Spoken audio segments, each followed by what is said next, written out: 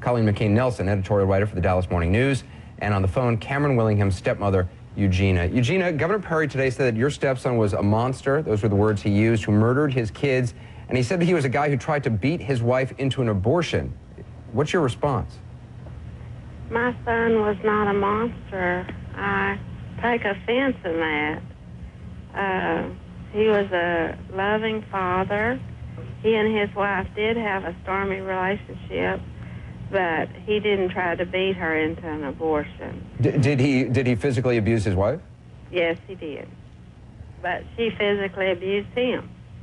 It was fair play, I guess you'd call it. Colleen, at the end of the day, did the governor give a clear answer on why he removed 4 commission members when he did? Well, he said that this is just standard operating procedure, nothing political to see here, just move along, that he can appoint and reappoint people as he sees fit. But the timing is terrible, and regardless of his motives, his actions have had a chilling effect on this important investigation, and he's managed to delay or possibly even derail this investigation. So he hasn't really given a good explanation of why it was imperative to swap out all of these commission members 48 hours before the hearing. And Eugenia, the governor also said that Cameron in the death chamber, quote, with his last breath, spewed what the governor called an obscenity-laced tirade against his wife. Is that true? He did. He also professed his innocence to the very end.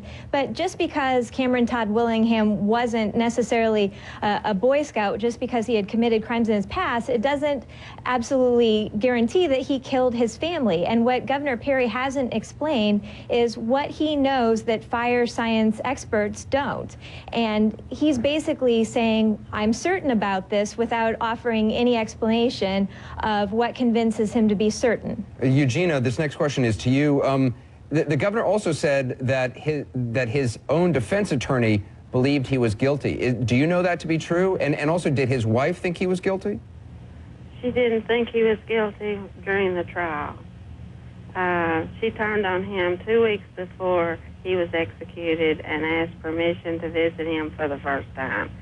And he was excited. He wanted to see her thoughts. And when she got there, she blasted him. That's the reason of the reaction he had at the execution. She was the only one that actually viewed his execution. And to the defense attorney, do you know if his defense attorney believed he was guilty? Yes, he did. He did not have any defense. That's the reason. He told me his trial was a joke. That was his exact words. It was a big joke. Colleen, he didn't have any defense. Colleen, the governor has said, well, look, multiple courts looked at this and looked at the evidence. The point a lot of these forensic investigators are now saying, multiple ones are saying, is that what was thought to be good forensic science in arson investigations back then in the 80s and 90s is now no longer seen as good. In fact, it's shown that that a lot of the stuff they thought was true in arson investigations is not true. Absolutely, and in fact, just as a lot of advances in technology have resulted in exonerations related to DNA evidence, new advances in arson science could result in the same thing. We could see some arson cases being overturned because we know more about fires, we know more about arson, and so what experts thought to be true in the past doesn't necessarily hold up anymore. I appreciate your time tonight, Colleen McCain-Nelson, and also Cameron's mom, Eugenia. I appreciate you calling in tonight. Thank you. Thank you.